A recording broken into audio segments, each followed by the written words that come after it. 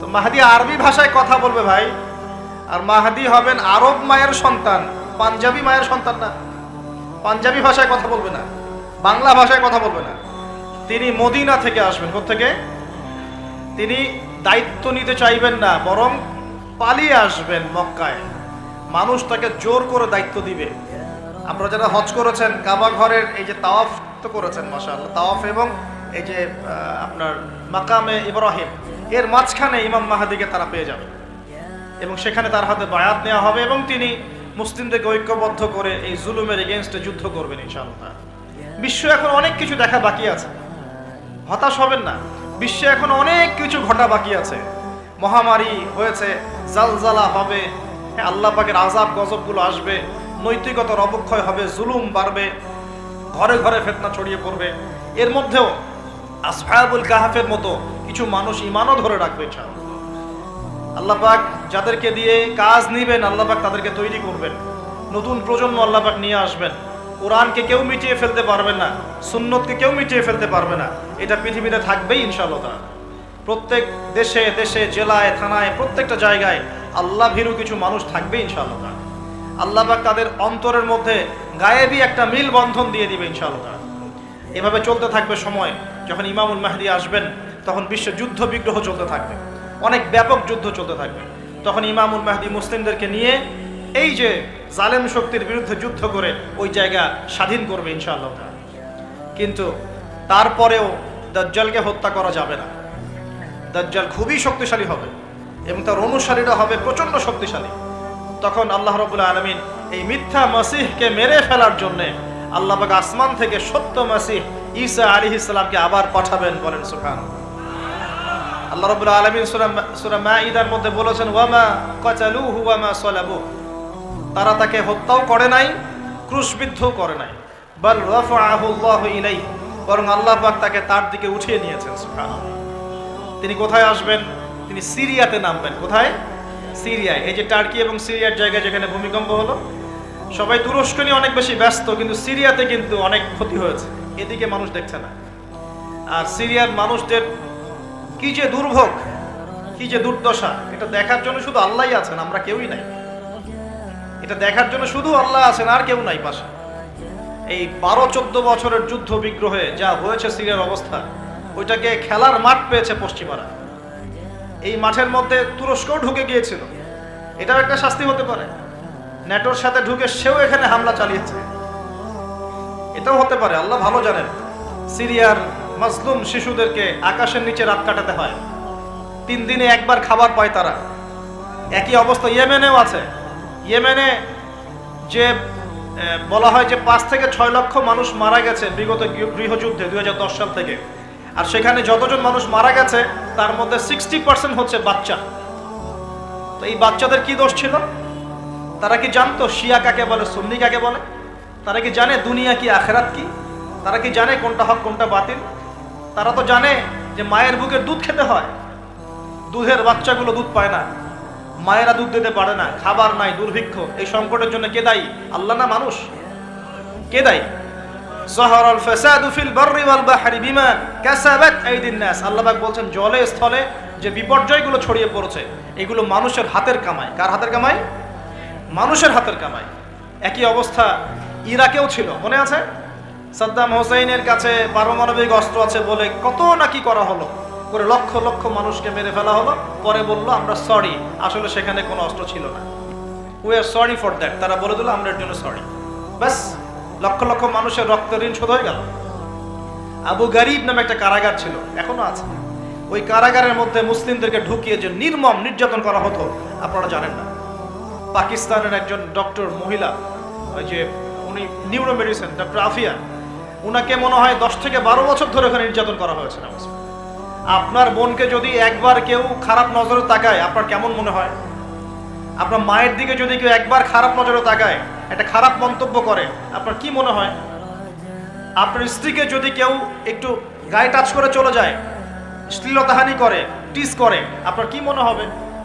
এরকম লক্ষ লক্ষ বোনদেরকে আমাদেরকে এরকম ধর্ষণ করা হয়েছে দিনের পর দিন। গ্যাং রেপ বলে, গ্যাং রেপ মানে একসাথে 10 জন 12 জন মিলে আমাদের বোনদেরকে ধর্ষণ করেছে।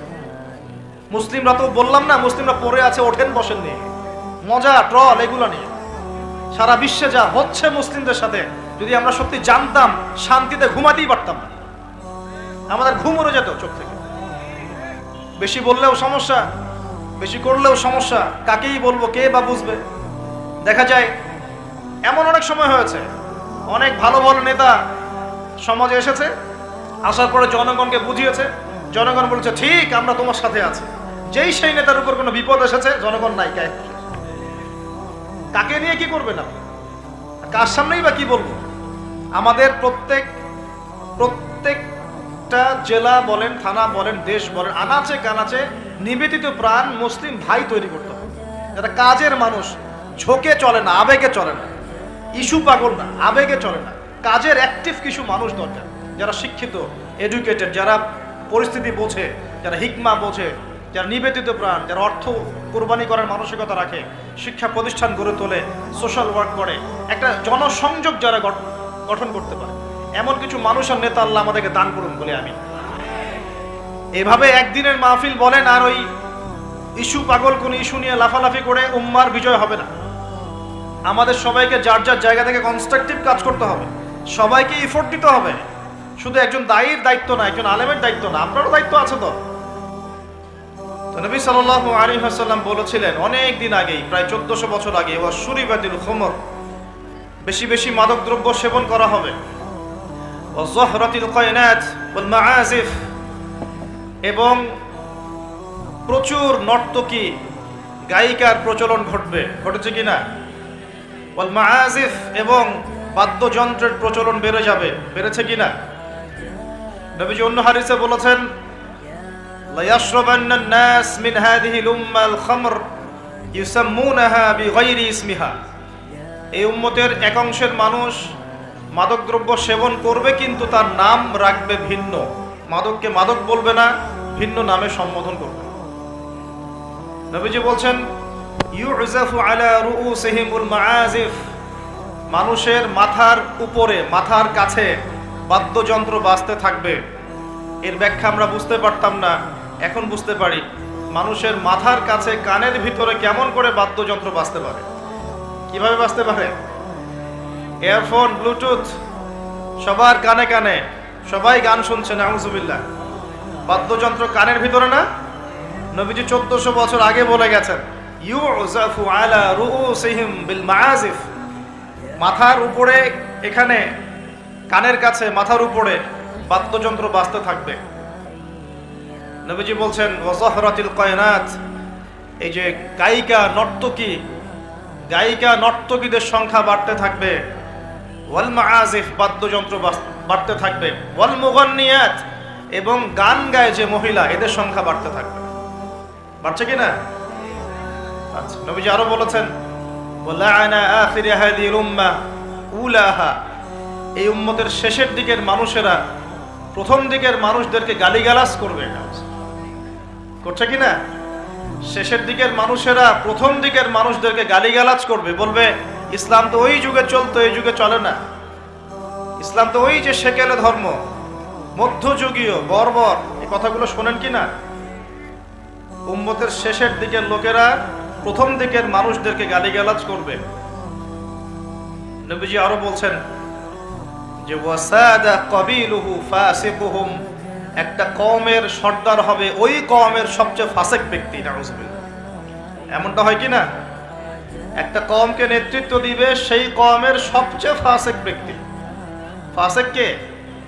কে ফাসিক? আল্লাহ পাক ইবলিস সম্পর্কে বলছেন যে ইবলিস আদমকে সিজদা করলো না, সূরা কাহফের মধ্যে ওয়াইজ কুলনা লিল মালাইকাতি ইসজুদু লিআদম ফাসাজাদু ইল্লা ইবলিস, আমি যখন ফেরেশতাদেরকে বললাম যে আদমকে সিজদা করো, সবাই সিজদা করলো, ইবলিস করলো না।